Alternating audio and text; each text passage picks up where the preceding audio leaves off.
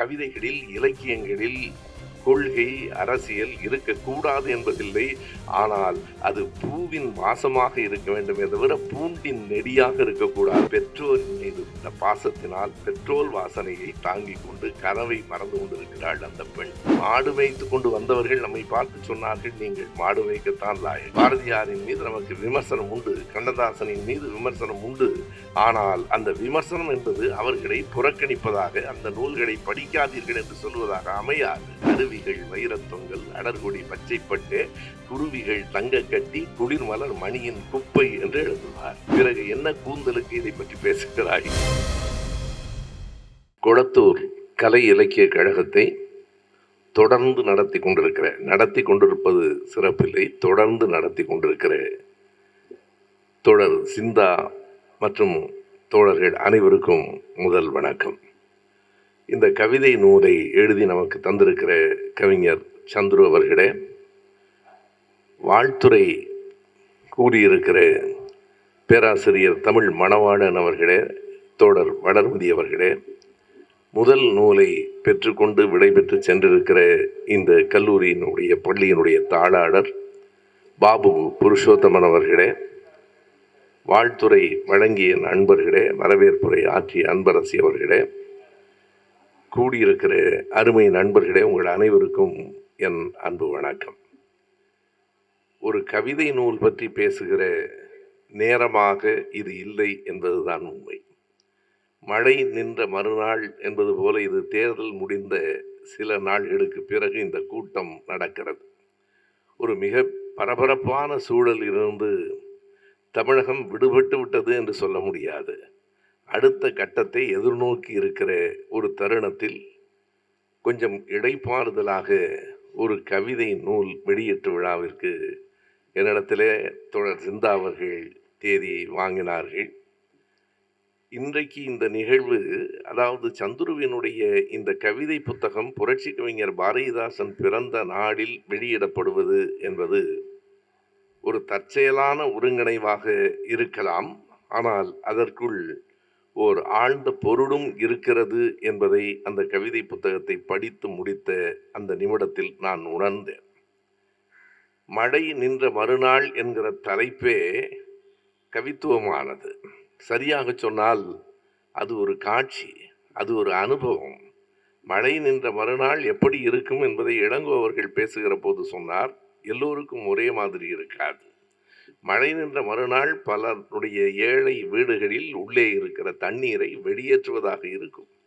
மிக பெரும் பணக்காரர்களுக்கு மழை நின்ற மறுநாளின் அனுபவம் இன்னொரு மாதிரியாக இருக்கும். ஒவ்வொருவருக்கும் இந்த மழை நின்ற மறுநாள் என்பது ஒரு புதிய அனுபவத்தை, புதிய காட்சியை தருகிற நாளாக இருக்கும். நான் இந்த நூல் வெளியீட்டு விழாவினுடைய அறிவிப்பை என்னுடைய சமூக வலைத்தளத்தில் பகிர்ந்தபோது ஒரு பேராசிரியர் உடனடியாக விடை அனுப்பினார், இந்த தலைப்பு எனக்கு பிடித்திருக்கிறது, மிகவும் பிடித்திருக்கிறது என்று. நான் விடை சொன்னேன், எனக்கும் பிடித்திருக்கிறது. ஒரு கவிதைக்கான அழகான தலைப்பு. இந்த தலைப்பில் இங்கே கூடியிருக்கிறவர்கள் எல்லோரும் ஒரே கருத்துடையவர்களா, ஒரே சிந்தனையாளர்களா என்று சொல்ல முடியாது. எப்போதுமே கவிதை என்பது எல்லோரையும் அரவணைத்து கொள்ளும். நான் குறிப்பாக இந்த முதுமையிலும் வயதிலும் இந்த கூட்டத்திற்கு வர வேண்டும் என்று வந்திருக்கிற ஐயா சின்னராசு அவர்களுக்கு முதலில் என்னுடைய வணக்கத்தையும் தெரிவித்துக் கொள்கிறேன். அது ஒரு ஆர்வம். ஏறத்தாழ 70 ஆண்டுகளுக்கு முன்னால் அவர் இளைஞராக இருந்து கூட்டங்களை நடத்திய காலங்கள் உண்டு. இன்றைக்கு இந்த கூட்டத்திற்கு வர வேண்டும் என்கிற தேவையில்லை. இதுவும் ஒரு அனுபவம் அல்லது ஒரு பழக்கம். எனவே வந்திருக்கிற உங்கள் எல்லோருக்கும் எதற்காக புரட்சி கவிஞர் பிறந்த நாளில் இந்த நூல் வெளியிடப்படுவதில் ஒரு பொருத்தம் இருக்கிறது என்றால் ஒன்றை எண்ணி பாருங்கள். அன்றைக்கு மேடைகள், புரட்சி கவிஞருக்கு முன்னால் மேடைகள் எப்படி இருந்தன, எப்படி வந்திருந்தவர்கள் அழைக்கப்பட்டார்கள். கனம் அக்ராசனர் அவர்களே, காரியதர்சி அவர்களே, பொக்கிஷதாரர் அவர்களே, கூடியிருக்கிற மகாஜனங்களே என்றிருந்த மரபை மாற்றி பெற்றோரே, பெரியோரே, பேரன்பு கொண்டோரே, பெற்றெடுத்த தாய்மாரே, நல்லிடம் சிங்கங்கள் என்று முதலில் முழங்கியவன் புரட்சி கவிஞன் பாரதிதாசன் தான். ஒரு மொழி நடை மாற்றப்பட்டது, வெறும் மொழி நடை அல்ல. மாற்றப்பட்டது வெறும் மொழி நடை அல்ல. சமஸ்கிருத சொற்களில் இருந்து தமிழ் சொற்கள் மட்டுமில்லை, மாற்றப்பட்டதில் ஒரு அரசியல் உள்ளே இருக்கிறது. பெரியோரே, பேரன்பு கொண்டோரே, பெற்றெடுத்த தாய்மாரே, நல்லிளம் சிங்கங்கள் என்று அழைப்பதில் ஓர் அரசியல் இருக்கிறது. அதுபோலத்தான் இந்த மழை நின்ற மறுநாள் என்கிற கவிதை புத்தகத்தை படித்து பாருங்கள். நிறைய அரசியல் உள்ளே இருக்கிறது. எந்த இடத்திலும் அந்த அரசியல் வெளிப்படையாக தெரியவில்லை. ஆனால் அதற்குள்ளே அரசியல் இருக்கிறது என்பதுதான் அந்த கவிதை புத்தகத்தினுடைய மிக அடிப்படையான செய்தி. பொதுவாக கவிதைகள் என்றால் தங்கள் உணர்வுகளை பாடுகிற கவிதைகள் உண்டு. தங்கள் உணர்வுகள் என்றால் தங்களின் வலி, தங்களின் காதல், தங்களின் அனுபவம் என்று தனக்கு தோன்றியதை, தன்னுடைய பார்வையை, தான் பார்த்த இடங்களை பற்றி எழுதுகிற தன்னுணர்வு கவிதைகள் ஒரு பகுதி என்றால், அழகியல் சார்ந்த கவிதைகள் இன்னொரு பகுதி. அருவியை, மலையை, காற்றை, தென்றலை பாடுகிற அழகியல் சார்ந்த கவிதைகள் இன்னொரு பகுதி. எல்லாவற்றையும் தாண்டி இந்த சமூக பிரச்சனைகளை, சிக்கல்களை, சமூகம் எதிர்கொண்டிருக்கிற வேதனைகளை, இந்த மக்களினுடைய வாழ்க்கையை பாடுகிற கவிதைகள் அரசியல் சார்ந்தவை. இந்த மூன்றையும் இணைத்தது என்பதுதான் புரட்சி கவிஞன் செய்த பெரிய பணி. நீங்கள் எண்ணி பாருங்கள். புரட்சி கவிஞர் பாரதிதாசன் என்று சொன்னால் பெரும்பாலும் அந்த அடைமொழியே புரட்சி கவிஞர் என்று சொல்லுவதனாலேயே அவர் எழுச்சிமிக்க பாடல்களை மட்டும்தான் பாடியிருக்கிறார் என்று கருதினால் அது அடிப்படையில் அவருடைய கவிதைகளை முழுமையாக படிக்காத ஒரு பிழை. இந்த இடத்தில் ஜிந்தா அவர்கள் சொன்ன ஒரு கருத்து, நான் ஏற்கனவே மேடைகளில் பேசிய ஒரு செய்தி மிகச் சரியாக சொன்னார். நாங்கள் ஒரு கவிதை மரபை பின்பற்றுகிறோம், ஆனால் பிற கவிஞர்களை எல்லாம் முற்றுமாக நாங்கள் புறக்கணிப்பதில்லை. விமர்சனம் உண்டு. பாரதியாரின் மீது நமக்கு விமர்சனம் உண்டு, கண்ணதாசனின் மீது விமர்சனம் உண்டு. ஆனால் அந்த விமர்சனம் என்பது அவர்களை புறக்கணிப்பதாக, அந்த நூல்களை படிக்காதீர்கள் என்று சொல்வதாக அமையாது.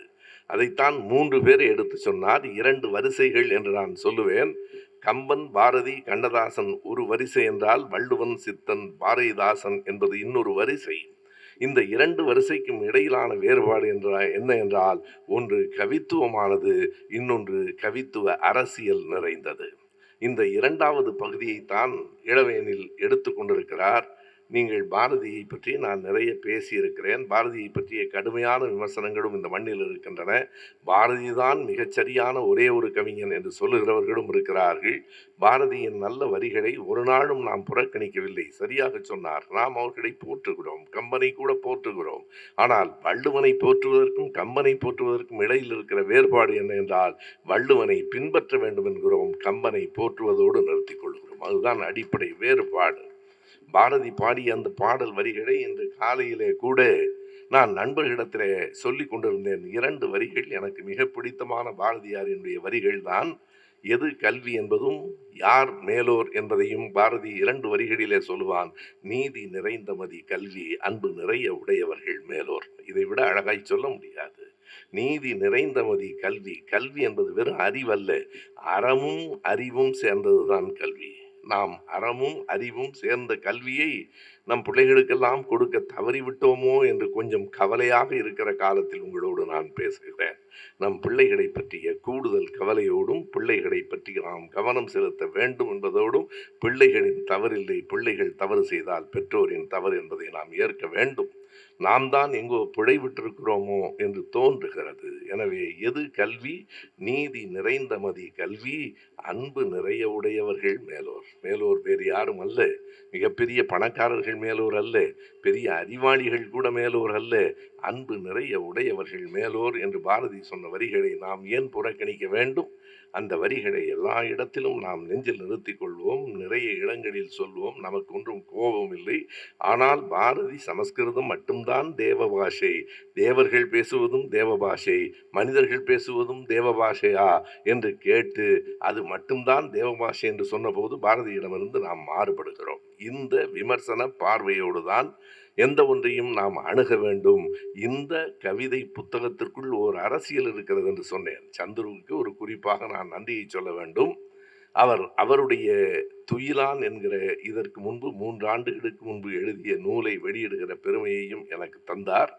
அன்றைக்கும் நம்முடைய திரைப்பட பட தொகுப்பாளர் என்னுடைய மதிப்பிற்குரிய தோழர் லெனின் அவர்கள் வந்திருந்தார். இன்றைக்கு வந்திருக்க வேண்டும், அவருக்கு வாய்க்கவில்லை. எனவே 3 ஆண்டுகளுக்கு பிறகு மறுபடியும் என்னை நினைவில் வைத்து இந்த நூலையும் என்னை வெளியிட அழைத்திருக்கிறார்.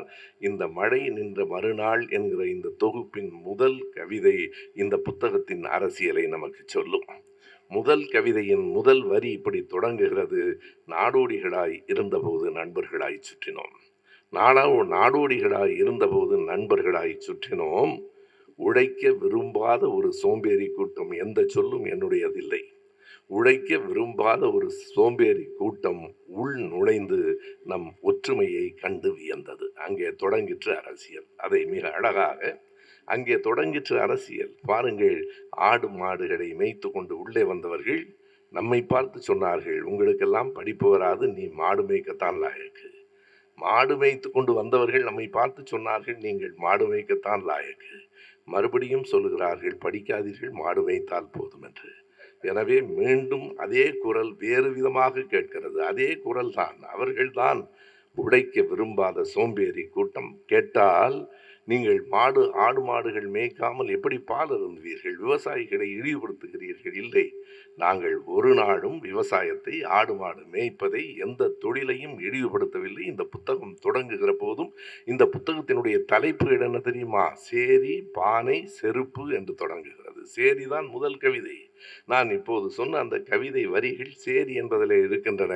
அவர் யாரை பற்றியெல்லாம் பாடியிருக்கிறார்? தமிழ் மணவாளன் மிகச் சரியாக சொன்னதைப் போல ஆட்டோ ஓட்டுநர்களை பற்றி, தெரு கூட்டுகிறவர்களை பற்றி, ஒரு பெட்டிக்கடை வைத்திருக்கிற பாய் பற்றி, ஒரு அங்கன்வாடி ஆயா பற்றி, ஒரு பெட்ரோல் பங்கில் பெட்ரோல் போடுகிற ஒரு பெண்ணை பற்றி என்று அவர் பாடியிருக்கிற அந்த பாடல்களை அவர் யாருடைய தோழன் என்பதை நமக்கு அடையாளம் காட்டுகிறது. அவர் யாருக்காக பாடியிருக்கிறார் என்பதை காட்டுகிறது. ஒரு பெட்ரோல் பங்கில் ஒரு பெண் பெட்ரோல் போடுகிறாள். அதை அவர் பார்த்திருக்கிற பார்வை இருக்கிறதே, பெற்றோரின் மீது கொண்ட பாசத்தினால் பெட்ரோல் வாசனையை தாங்கிக் கொண்டு கனவை மறந்து கொண்டிருக்கிறாள் அந்த பெண். பெட்ரோல் வாசனை என்பது எந்த தொழிலிலும் இருக்கிறது. ஐயா பெரியார் சொல்லுவார், மூட்டை தூக்குவதை நான் இடிமாக கருதவில்லை, வேண்டுமானால் சுமையாக கருதுகிறேன். என்னால் முடியாமல் போகலாமே தவிர இழிவாக கருதவில்லை. எந்த தொழிலும் நமக்கு இழிவில்லை. ஆடு மாடு மேய்ப்பதும் இழிவில்லை. ஆனால் நவீன அறிவியல் வளர்ச்சியை நீங்கள் பழமையான தொழில்களுக்கும் மரபுகளுக்கும் எதிராக நிறுத்துவது ஒரு மிகப்பெரிய சூழ்ச்சி. நவீன அறிவியல் வளர்ச்சியை புறந்தள்ளி விடுங்கள் என்று சொல்லுவது, மரபுகளை மட்டுமே வைத்துக் கொண்டிருக்க வேண்டும் என்று சொல்லுவது ஒரு விதமான சூழ்ச்சி என்பதற்காக சொல்லுகிறேன். அப்படித்தான் தொடங்குகிறது. எனக்கு இந்த புத்தகத்தை படித்தவுடனே ஒரு ஐயம் வந்தது. நான் என்ன செய்தேன் என்றால், புத்தகத்தை நேற்று இரவு தான் படிக்க தொடங்கினேன். ஏறத்தாழ 11:30 மணிக்கு நான் படித்து முடித்தேன். படிக்கிற போது எனக்கு வந்த சந்தேகம், நான் அந்த கவிதை தலைப்பு எனக்கு பிடித்தது. அந்த தலைப்பில் இருக்கிற கவிதையை முதலில் படித்து விடலாம் என்று 120 பக்கங்களையும் தேடினேன். மழை நின்ற மறுநாள் என்று ஒரு தலைப்பும் ஆனவில்லை. உடனே நம்முடைய தோழர் இளவேனிலுக்கு தொலைபேசி செய்து சந்துருவினுடைய தொலைபேசி எண்ணை வாங்கி சந்துருவிடத்தில் கேட்டேன். மழை நின்ற மறுநாள் என்கிற தலைப்பு மிக நன்றாக இருக்கிறது, ஆனால் நீங்கள் அந்த தலைப்பில் ஒரு கவிதை கூட எழுதவில்லையே என்று கேட்டேன். ஐயா, இருக்கிறது, தலைப்பாக இல்லை, கவிதையாக இருக்கிறது என்றார். இருக்கிறது, 75வது பக்கத்தில் 3 வரிகள் இருக்கின்றன, அதில் கூட தலைப்பு இல்லை. மழை நின்ற மறுநாள். இங்கே பேசுகிற போது எடுத்து சொன்னார்கள், மழை நின்ற மறுநாள் வெயிலும் தன்னை தானே காய வைத்து கொண்டது என்பது அந்த கவிதை. இதில் ஒரு அழகான கற்பனை இருக்கிறது. நான் அந்த கற்பனைகளுக்கு உள்ளே பிறகு வருகிறேன். இந்த புத்தகத்தில் இருக்கிற அரசியல் மிக நுட்பமாக சொல்லப்பட்டிருக்கிறது, வெளிப்படையாக இல்லை. ஒருவன் சொன்னான், கவிதைகளில், இலக்கியங்களில் கொள்கை, அரசியல் இருக்கக்கூடாது என்பதில்லை, ஆனால் அது பூவின் வாசமாக இருக்க வேண்டுமே தவிர பூண்டின் நெடியாக இருக்கக்கூடாது என்று ஒருவன் எழுதினான். சந்துரு, உங்கள் புத்தகம் பூவின் வாசமாக இருக்கிறது. பூண்டின் நெடியாக இருந்தால் கூட நான் பிழை என்று கருதுகிறவன் இல்லை, ஆனால் அது பூவின் வாசமாக இருக்கிறது. அரசியல் இருக்கிறது, அரசியல் இருக்கிறது என்று புரிகிறவர்களுக்கு புரியும், அரசியல் இருக்கிறது என்று எடுத்து சொன்னால் தெரியும். மற்றபடி அது பொதுவான கவிதையாக மட்டுமே இருக்கிறது. பல செய்திகள், அடிபுதை அரணம் என்பதை தமிழ் மணவாளன் சொன்னார். பெரும்பானாற்று படையிலே அந்த வரியை படித்த போது நான் வியந்து போயிருக்கிறேன். அதாவது காலணி கூட அல்ல. இந்த புத்தகத்திலே காலணியை பற்றி ஒரு அற்புதமான செய்தி இருக்கிறது. நாடோடிகளாய் இருந்தபோது நாம் நண்பர்களை சுற்றினோம். பிறகு இந்த கூட்டம் உள்ளே நுழைந்தது.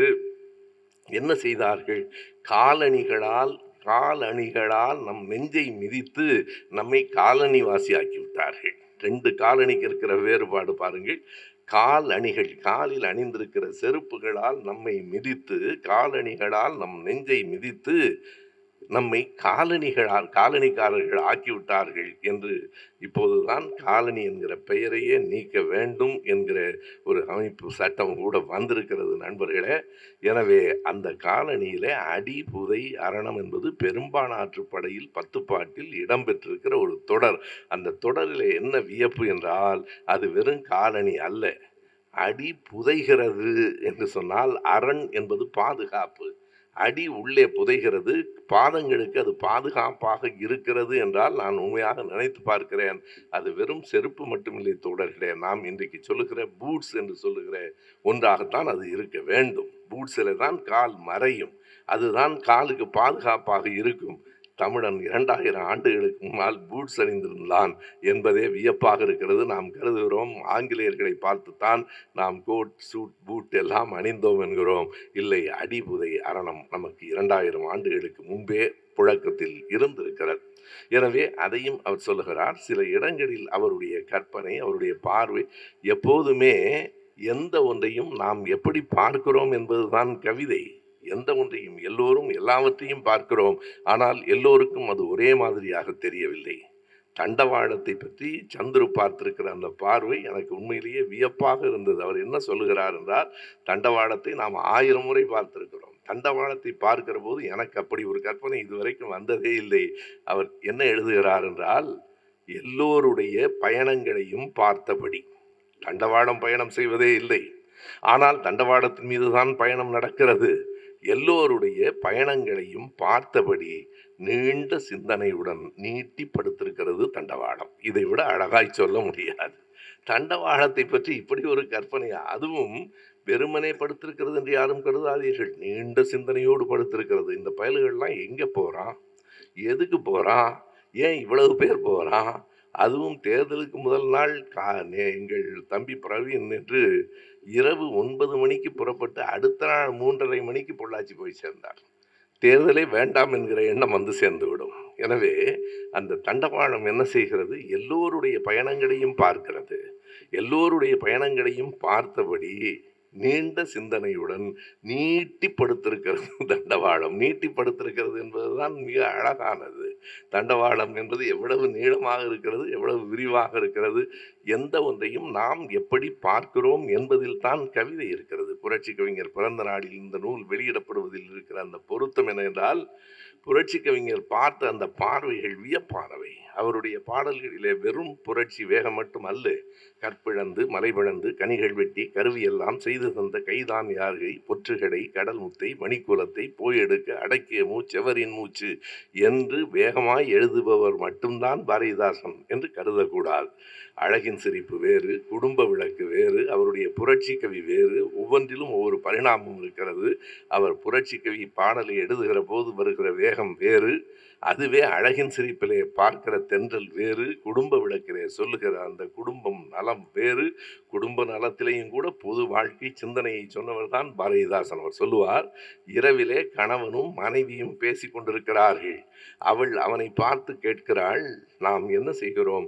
அடுக்கடுக்காய் நமது நலம் சேர்த்ததல்லால் இதுவரைக்கும் பொது நலத்துக்கு என்ன செய்தோம்? படுக்கை அறையில் மனைவி கணவனிடம் கேட்கிற கேள்வி, அடுக்கடுக்காய் நமது நலம் சேர்த்ததல்லால் இதுவரைக்கும் பொது நலத்துக்கு என்ன செய்தோம் என்று கேட்கிற சிந்தனையை பாரதிதாசன் குடும்ப விளக்கில் வைத்திருப்பார். அழகின் சிரிப்பு என்று பாடுகிற போது கூட அவருடைய பார்வைகள் வித்தியாசமானவை. அருவிகள் வைரத்தொங்கல், அடர்கொடி பச்சைப்பட்டே, குருவிகள் தங்க கட்டி, குளிர்மலர் மணியின் குப்பை என்று எழுதுவார். இதில் எது அழகு என்றால், குளிர்மலர் மணியை போன்றது என்று எழுதவில்லை.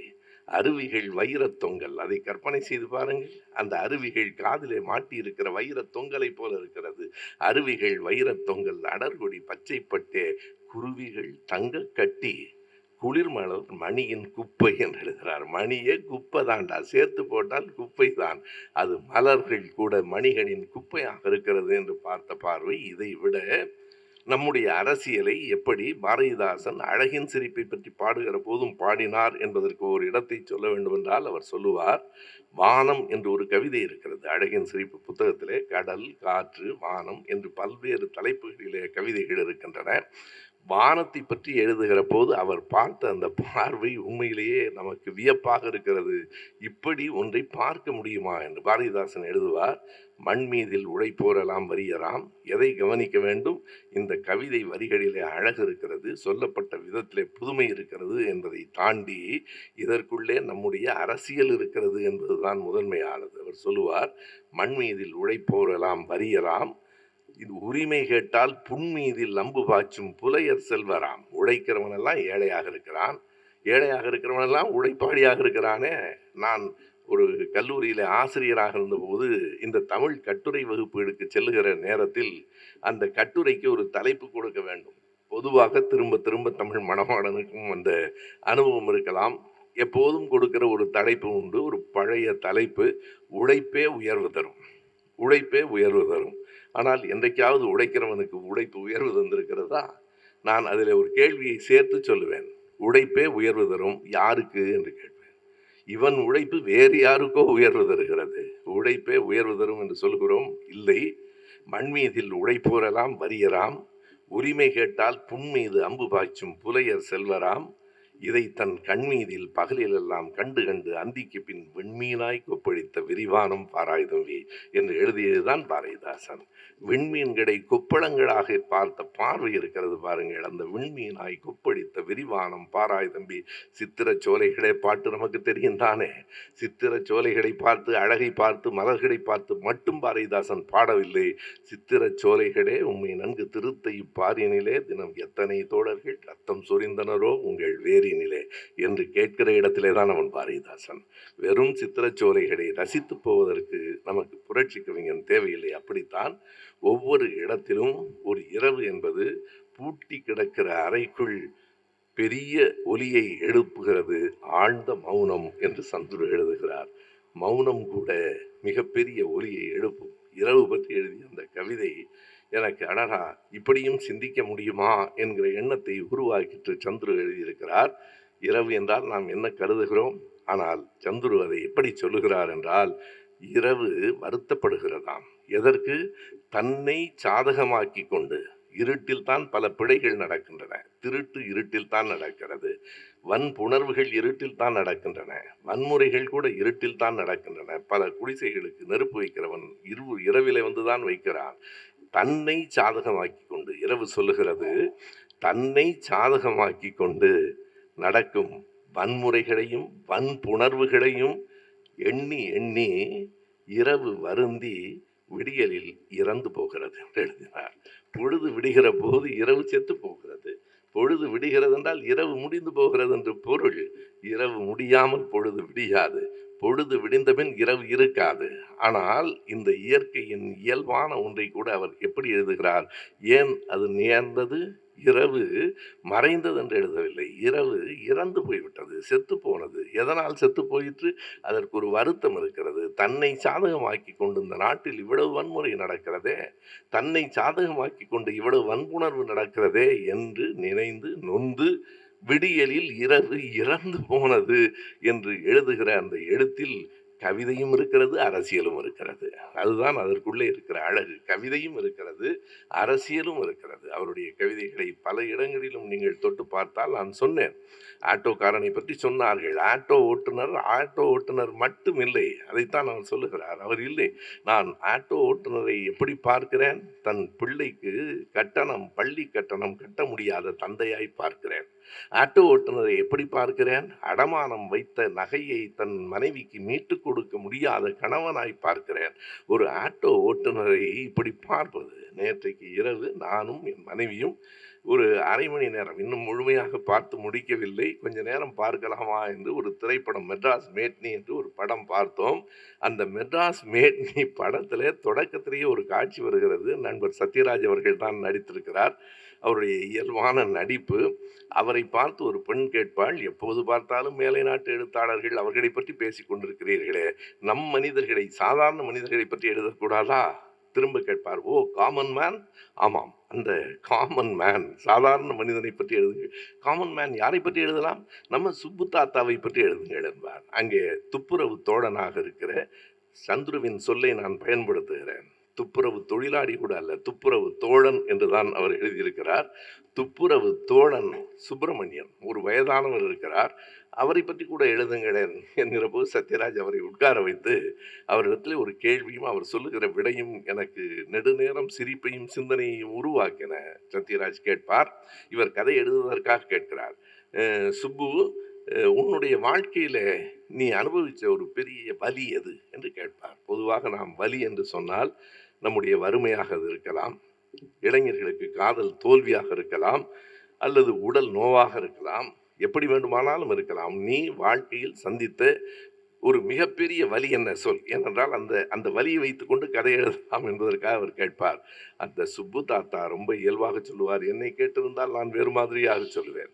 உங்களை கேட்டால் உங்கள் வாழ்க்கையில் நீங்கள் சந்தித்த வலி என்ன என்றால், நான் இளமையில் வேலை கிடைக்காமல் துயரப்பட்டேனே, அந்த நாட்கள் தான் எனக்கு வலி தந்தன என்று நீங்கள் சொல்லலாம். ஆனால் அவர்தான் இயல்பான மனிதர், நம்மை போல கற்பனையெல்லாம் அல்ல. அந்த துப்புரவு தொழிலாளி சுப்பு தாத்தா, என்ன உங்கள் வாழ்க்கையில் நீங்கள் சந்தித்த பெரிய வலி என்ன என்றால், அப்படி சிந்தித்து விட்டார் சொல்லுவார், இந்த முட்டி வலி தாங்க என்று சொல்லுவார். இயல்பாக சத்யராஜ் கேட்பார், சுப்பு தாத்தாவின் முட்டி வலின்னாயா நான் கதை எழுத முடியும்? உண்மையாக அவனுக்கு வேறு எந்த வலியையும் விட அதுதான் தெரிகிறது. அவன் அனுபவித்த வலிகளை எல்லாம் அவனே உணரவில்லை என்பது இந்த சமூகத்தினுடைய அடிப்படையான செய்தி. இந்த செய்தியில என்ன இருக்கிறது என்றால், அவன் வெகுளியாக இருக்கிறான் என்று பலர் நினைக்கிறார்கள். இல்லை, தன்னுடைய உண்மையான வலிகளை உணராதவர்களாகவே இந்த மண்ணில் இன்னமும் லட்சக்கணக்கான மக்கள் இருக்கிறார்கள். இன்றைக்கும் நம்முடைய இளைய பிள்ளைகள் வேறு திசைகளில் ஓடிக்கொண்டிருக்கிறார்களே என்று வருத்தப்பட்டால் அதற்கு ஒரு பெரிய காரணம் இருக்கிறது. அவர்களை வலி உணராதவர்களாக நாம் வளர்த்தோம். அவர்களுக்கு வலி தெரியவில்லை. நீங்கள் செருப்பணிந்து போவதற்கு எவ்வளவு பெரிய போராட்டம் இருந்தது. செருப்பு அணிவதற்கான தடையை உடைத்தோம் என்று இந்த கவிதையில் ஒரு வரி இருக்கிறது. வெறும் செருப்பணிவதற்கு அல்ல. இங்கே நம்முடைய நீங்கள் பெண்களும் கூடியிருக்கிறீர்கள். எத்தனை பேருக்கு தெரியும் தோள் மீது சேலை போட்டு கொள்ளுவதற்கு தடை இருந்தது என்பதை எத்தனை பிள்ளைகளுக்கு நாம் எடுத்து சொன்னோம். தோள் சீலை போராட்டம் என்றால், அதுவும் கன்னியாகுமரியிலே இருந்து வந்த ஒரு பிள்ளை, நாகர்கோயிலிருந்து வந்த ஒரு பிள்ளை சொல்கிறார், நான் இவருக்குத்தான் வாக்களித்தேன். எதற்காக? அவர் என்ன வைகுண்டரை போல போராடினாரா? நான் வைகுண்டரை பற்றி உங்களுக்கு தெரியுமா என்று கேட்டால், வைகுண்டர் யார் என்று அந்த பிள்ளை கேட்கிறான். அந்த வைகுண்டர் தான் அந்த தோள் சீலை போராட்டத்தில் அடிபட்டு காவலர்களால் இழுத்து செல்லப்பட்டவன். வெறும் சாமியார் அல்ல. வைகுண்டருக்கு பின்னால் ஒரு வரலாறு இருக்கிறது. வைகுண்டரை நமக்கு தெரியவில்லை. யாரை தெரிகிறது? யார் எதற்கும் தொடர்பில்லையோ அவரை மிக தெளிவாக நாம் தெரிந்து வைத்திருக்கிறோம் என்றால், பிள்ளைகளுக்கு நாம் சரியாக தெரிவிக்கவில்லையோ என்கிற குற்ற உணர்வோடு தான் நான் பேசுகிறேன். பாபு புருஷோத்தமன் சொன்னார், பள்ளி பிள்ளைகளுக்கு பேசுவதற்கு அழைத்தால் வருவீர்களா என்றால், இனிமேல் பள்ளி பிள்ளைகளுக்கு பேசுவதற்காக மட்டும்தான் வருவேன் என்று சொன்னேன். அதுதான் மிக முதன்மையானதாக இருக்கிறது. தவற விட்டு விட்டோம். நம் பிள்ளைகளை நாம் தவற விட்டு விட்டோம். பட்ட வலிகள் என்ன, பெற்ற வேதனைகள் என்ன, நடந்த போராட்டங்கள் எத்தனை வகையானவை என்பதையெல்லாம் எடுத்து சொல்லாமல் வழி தெரியாமல் பிள்ளைகளை வளர்த்தோம். அவர்கள் வேறெங்கோ வழி தெரியாமல் போய் நிற்கிறார்கள். இரண்டும் இருக்கிற வேறுபாடு அதுதான். நாம் வழியை சொல்லிக் கொடுத்திருந்தால் அவர்கள் வழியை கற்றுக்கொண்டிருப்பார்கள். எனவே இவற்றையெல்லாம் இந்த புத்தகம் மிக எளிமையாக சின்ன சின்னதாக அந்த சொற்களில் 3 வரிகளில் 4 வரிகளிலெல்லாம் அந்த கவிதை இருக்கிறது. ஒரு பெட்டிக்கடை வைத்திருக்கிற பாய் என்று சொல்லும் போதே அவர் எந்த மதம் என்று தெரிகிறது. அந்த பெட்டிக்கடை வைத்திருக்கிற பாய் கடையில என்னவெல்லாம் கிடைக்கும்? அங்கே இருக்கிற அம்மன் கோயிலுக்கு திரியும் நூலும் கிடைக்கும். பக்கத்திலே இருக்கிற ஒரு மாதா கோயிலுக்கு ஏற்றுவதற்கு வண்ண வண்ண மெழுகுவத்திகள் கிடைக்கும்.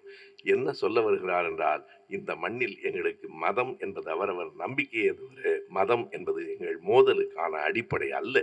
இங்கே மறுபடியும் மத மோதலை உருவாக்கிவிட முடியாதா? எனக்கு சிந்தா, தோழர் சிந்தா, அவ்வளவுதான். அவர் எந்த மதமாக இருந்தால் என்ன, அவருக்கு நம்பிக்கை இருக்கிறதோ இல்லையோ, அவருடைய குடும்பத்திலே யாருக்காவது நம்பிக்கை இருந்தால் எனக்கு என்ன? நமக்கு தோழர் சிந்தாவைத்தான் எனக்கு தெரியும். அந்த தோழமையோடு தான் அவர் அழைக்கிற போதெல்லாம் நான் மறுப்பதே இல்லை. காரணம், அவர் ஓய்வெடுத்து கொண்டிருக்கலாம். அவர் ஓய்வெடுக்கவில்லை. இன்னமும் உழைக்க வேண்டும். உழைப்பு என்பது எந்த விதத்தில் வேண்டுமானாலும் இருக்கலாம். அவருடைய அவசரத்தை நான் ரசிப்பேன். அவருடைய பதற்றத்தை எப்போதுமே நான் பக்கத்தில் இருந்து ரசிக்கிறவன் தான். ஒருவனை பேச சொல்லிவிட்டு போதும் பாரு, இப்போ தனியாக கூப்பிட்டீங்க, அவரை பேச சொல்ல வேண்டாமா? அவருடைய பதற்றம் இந்த நேரத்தில் முடித்து விட வேண்டும், சரியாக செய்து விட வேண்டும். அந்த பதற்றம் அவருடைய இயல்பு சுபாவமாக இருக்கலாம். ஆனால் அதை ஏதாவது செய்ய வேண்டும் என்று நினைக்கிற அந்த தோழமைக்கு மதமும் சாதியும் ஒரு நாளும் நமக்கு குறுக்கே நிற்கப் போவதில்லை. சந்துரு எழுதுகிறார், உலகத்திலே வேறு எங்கும் இல்லாத அளவுக்கு சாதி என்னும் கீழ்மை இங்கேதான் இருக்கிறது. சில சொற்களை எல்லாம் அவர் வேண்டுமென்றே பயன்படுத்துகிறார். மயிர் என்கிற சொல்லை அவர் உள்ளே கொண்டு வருகிறார். அது ஒன்று அப்படி ஒன்றும் இழிவான சொல்லில்லை. அப்படி இருந்தால் வள்ளுவன் பயன்படுத்தி இருக்க மாட்டான்.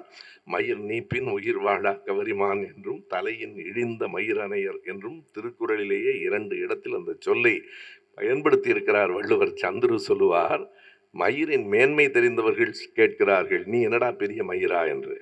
எனவே அது மயிரினுடைய மேன்மை தெரிந்தவர்கள். நீங்கள் எண்ணி பாருங்கள், நாம் இதை மயிர் என்று சொல்லுவது சரியான சொல் அல்ல, தலைமுடி என்று சொல்ல வேண்டும். கூந்தல் எல்லாம் ஒன்றுதான். இன்றைக்கு பல நேரங்களிலே இந்த சமூக வலைத்தளங்களிலே பல பேர் என்ன எழுதுகிறார்கள் என்றால், பிறகு என்ன கூந்தலுக்கு இதை பற்றி பேசுகிறாய் என்று எழுதுகிறார்கள். கூந்தல் என்றால் அது தணிக்கை செய்யப்படாது, மயிர் என்று சொன்னால் அது தணிக்கைக்கு உள்ளாகும் என்று நினைக்கிற இந்த பேதமைகளை எல்லாம் உடைத்து எறிந்து, எந்த சொல்லும் நம்மை விட்டு தொலைவானதல்ல, எந்த சமூகமும் நமக்கு எதிரானதல்ல, எந்த உடைப்பாடியும் நமக்கு நெருக்கமானவனே தவிர அவன் இழிவானவன் அல்ல என்கிற அரசியலைத்தான் இந்த புத்தகம் பேசுகிறது. இந்த கவிதை புத்தகம் பேசுகிற செய்தி அதுதான். இதில் 3 பேர் பற்றித்தான் பெரியவர்கள் என்று அவர் எழுதியிருக்கிறார். மற்றவர்கள் எல்லாம் நான் சொன்னது போல ஒரு துப்புரவு தொழிலாளியை பற்றி, பெட்ரோல் போடுகிற ஒரு பெண்ணை பற்றி, இப்படித்தான் அந்த கவிதைகள். ஒரு பானை வளைகிறவனை பற்றி, ஒரு செருப்பு தைக்கிறவனை பற்றி. எனவே இந்த கவிதைகளிலே இதிலிருந்து வேறுபட்டு ஒரு இடம் இருக்கிறது என்றால் 3 தலைவர்களை பற்றி எழுதியிருக்கிறார். அந்த மூவரும் கூட கொண்டாடப்பட வேண்டியவர்களாக அவர் கருதுகிறார். 3 துறைகளிலிருந்து 3 பேரை எழுதுகிறார். ஒருவர் அம்பேத்கர், இன்னொன்று அப்துல் கலாம், 3வது நல்ல கண்ணு. இந்த புத்தகமே யாருக்கு காணிக்கை என்று சொல்லப்பட்டிருக்கிறது என்றால், சிறையில் இருக்கிற போது மீசை மயிர்களை பிடுங்கி எறிந்தார்களே, அந்த வேதனையை பொறுத்து கொண்ட எங்கள் தோழர் நல்ல கண்ணுவுக்கு என்று எழுதுகிறார். நல்ல கண்ணு வாழும் காலத்தில் அவரை தேர்தலில் தோற்கடித்த பெருமை நமக்குத்தான் உண்டு. தோழர் நல்லகண்ணு அவர்கள் இறந்தபோது பேசினோமே தவிர, நல்லகண்ணு அவர்கள் 2 முறை என்று கருதுகிறேன், 2 முறையும் தேர்தலில் வெற்றி பெறவில்லை. இந்த நாட்டில் மக்களிடம் நல்லகண்ணு வெற்றி பெற முடியாது, வேறு யாரெல்லாம் வெற்றி பெறுவார்கள் என்பதை நாம் பார்க்கிறோம். எனவே பிள்ளைகள் எந்த திசை நோக்கி ஓடுகிறார்கள் என்கிற கவலையும் எனக்கு இந்த புத்தகம் படித்த போது வந்தது. இதில் பாருங்கள், அம்பேத்கர் ஒரு சமூக விஞ்ஞானி, சமூக போராளி. அப்துல் கலாம் அறிவியல் துறையை சார்ந்தவர். நல்ல கண்ணு ஒரு பொது உடைமை தோழர், சமூக சிந்தனையாளர் என்கிற இந்த 3 பெயர்களை பற்றி மட்டும்தான், 3 பேருக்கும் படமும் போட்டு ஒரு பக்கம் முழுவதும் படம், 3 பேரை பற்றி மட்டும்தான் தனிப்பட்ட முறையில் கவிதை. மற்றவை எல்லாம் உழைக்கிற மக்களை பற்றி, நம்மை பற்றி, நம் வாழ்க்கையை பற்றி. ஒவ்வொன்றிலும் அவருடைய கற்பனை அழகு கலந்திருக்கிறது. எனவே இது ஒரு கவிதை, இது ஒரு இலக்கியம், ஆனால் ஆழமான அரசியலை தன்னுள் பொதிந்து வைத்திருக்கிற ஒரு இலக்கியம். எனவே இந்த நூலை நாம் கொண்டாடுவோம். மழை நின்ற மறுநாள் என்பது ஒரு அனுபவம். வாழ்வில் மாற்றங்கள் வந்து கொண்டே இருக்கும். ஒரு மாற்றம் என்பது எப்படி நம்மை பாதிக்கிறது, நாம் அதனை எப்படி பார்க்கிறோம் என்பதையெல்லாம் சொல்லித் தருகிற சின்ன சின்ன வரிகள். 2-3 வரிகளில் பல கவிதைகள் இருக்கின்றன. காதலை பற்றி காதல் மழை என்றும் ஒரு கவிதை இருக்கிறது. காதல் தோல்வியை பற்றியும் மிக அழகாக ஒரு கவிதை சொல்லுகிறது. ஒரு பூங்காவிலே அமர்ந்திருக்கிற போது, அன்றைக்கு நீ வந்து சென்றாய், மறுபடியும் உன் தோள்களை பட்டாம்பூச்சிகள் தேடுகின்றன. அன்றைக்கு நீ வந்து போனாய் என் காதலியே, மறுபடியும் இங்கே இருக்கிற பட்டாம்பூச்சிகள் உன் தோளை தேடுகின்றன. இந்த மண் உன் கால் பாதங்களின் பதிவுகளை தேடுகின்றன. ஆனால் அவற்றுக்கு தெரியாது. என்ன தெரியாது? நீ அன்றைக்கு வந்தது நம் காதலின் அந்திமத்தை கடைசியாய் சொல்லிவிட்டு போக வந்தாய் என்று அவைகளுக்கு தெரியாது. எனவே மறுபடியும் நீ வரப்போவதில்லை. என்ன அந்த கவிதை எப்படி அழகாய் முடிகிறது என்றால், பட்டாம்பூச்சிகள் தேடுகின்றன, ஈர நிலம் உன்னை தேடுகிறது. அவற்றுக்கெல்லாம் உண்மை தெரியாது. நீ நம் காதல் முடிந்து போயிற்று என்று சொல்லிவிட்டு போவதற்காக வந்தாய் என்று தெரியாது. அவைகள் தேடலாம். ஆனால் அவை தெரிந்த நானும் தேடிக்கொண்டே இருக்கிறேனே, இதே சிவப்பு திண்ணையில் உட்கார்ந்து உன்னை நினைத்து கொண்டே இருக்கிறேனே, இது என்ன என்கிற அந்த கேள்விதான் வாழ்வில் புரியாத செய்திகளில் ஒன்றாக எப்போதும் இருக்கிறது.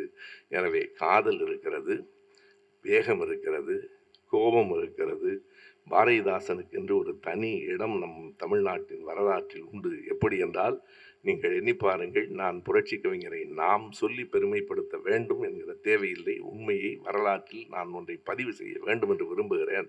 புரட்சி கவிஞர் பாரதிதாசனுக்கு முன்னால் திராவிட இயக்க கொள்கையை பாடிய கவிஞர்கள் யாரும் இல்லை. அவன்தான் முதல் கவிஞன். அந்த கோட்பாடுகளை, கொள்கைகளை மயூரம் வேதநாயகம் பிள்ளை போன்றவர்கள் 19ஆம் நூற்றாண்டிலேயே சொல்லியிருக்கிறார்கள். அவர்கள் உடன்கட்டை ஏறுவதை எதிர்த்திருக்கிறார்கள். எல்லோரும் வெண்மதி மாலை பற்றி பேசிக் கொண்டிருந்த போது பெரியாரும் அம்பேத்கரும் பிறப்பதற்கு முன்பே பெண்மதி மாலை பற்றி பேசியவர் மயூரம் வேதநாயகம் பிள்ளைதான்.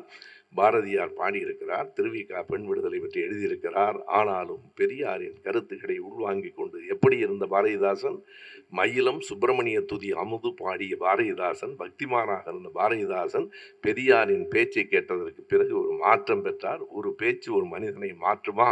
மாற்றும் என்பதைத்தான் பாரதிதாசனின் வாழ்க்கையை எடுத்து சொல்லுகிறது. அது வெறும் அவருக்குள் நிகழ்ந்த மாற்றமில்லை, அவரால் நமக்குள் எல்லாம் எழுந்த மாற்றம்.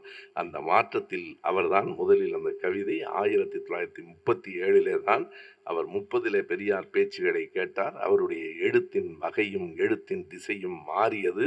37ஆம் ஆண்டு புரட்சி கவிஞர் பாரதிதாசனுடைய முதல் கவிதை தொகுதி வந்தது. அந்த கவிதை தொகுதியிலே தான் இன்றைக்கும் நாம் பாடுகிற எங்கள் வாழ்வும் எங்கள் வளமும் மங்காத தமிழ் என்று சங்கே முழங்கு என்கிற எழுச்சி மிகுந்த பாடல் நிறைந்திருந்தது.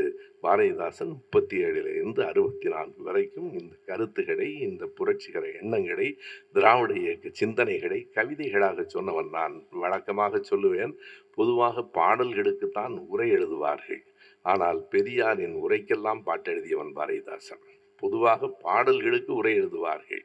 நீங்கள் எண்ணி பாருங்கள், 1952 தான் இந்திய அரசு குடும்ப கட்டுப்பாடு திட்டம் பற்றி பேசிற்று.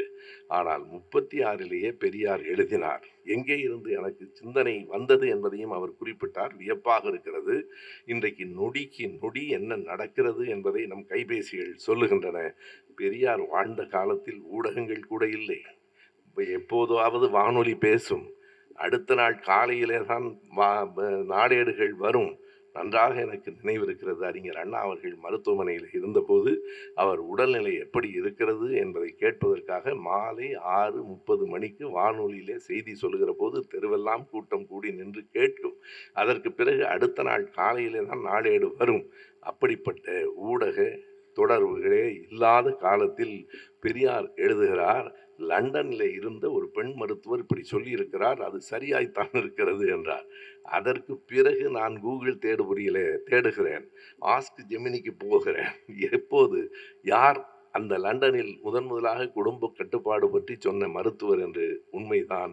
மேரி ஸ்டோப்ஸ் என்ற அவருடைய பெயர். அந்த பெண் மருத்துவர் 1920களிலேயே குடும்ப கட்டுப்பாடு பற்றி சொல்லியிருக்கிறார். அதை 36 ஐயா பெரியார் சொல்லுகிறார். பெரியார் சொன்னதைத்தான் புரட்சி கவிஞர் பாரதிதாசன் பாடல் வரிகளில் எழுதினார். காதலுக்கு வழி வைத்து கருப்பாதை சாத்த கதவொன்று கண்டறிவோம், இதில் என்ன குற்றம்? இதை விட குடும்ப கட்டுப்பாட்டை சுருக்கமாக எப்படி சொல்ல முடியும்? காதலுக்கு வழி வைத்து கதவொன்று சாத்த, கருப்பாதை சாத்த கதவொன்று கண்டறிவோம், இதில் என்ன குற்றம் என்று பாரதிதாசன் கேட்டார். எனவே ஒரு இலக்கியத்தின் நயம் குறையாமல், அந்த அழகியல் உணர்வு குறையாமல், அதே நேரத்தில் அரசியலை மிக தெளிவாக சொன்னதுதான் புரட்சி கவிஞரின் தொடக்கம் என்றால், அந்த தொடக்கத்தில் 1000 கவிஞர்கள் வந்தார்கள். இன்றைக்கு சந்துருவும் நமக்கு கிடைத்திருக்கிறார் என்பது அதனுடைய அடிப்படை. தற்செயல் அல்ல. புரட்சி கவிஞர் பாரதிதாசன் பிறந்த நாளில் மழை நின்ற மறுநாள் புத்தகத்தை வெளியிட்டது பொருத்தமானதும் சரியானதுமாகும். மீண்டும் சந்துரு, என் வாழ்த்துகள். எழுதுங்கள். எழுத தோன்றும் போது மட்டும் எழுதுங்கள். எழுத வேண்டும் என்று எழுதி குவிப்பதல்ல நம் வேலை. எழுத தோன்றும் போது மட்டும் எழுதுங்கள். சமூகத்திற்காக எழுதுங்கள். தொடர்ந்து இந்த பாதையில் பயணிக்குங்கள். நன்றி, வணக்கம்.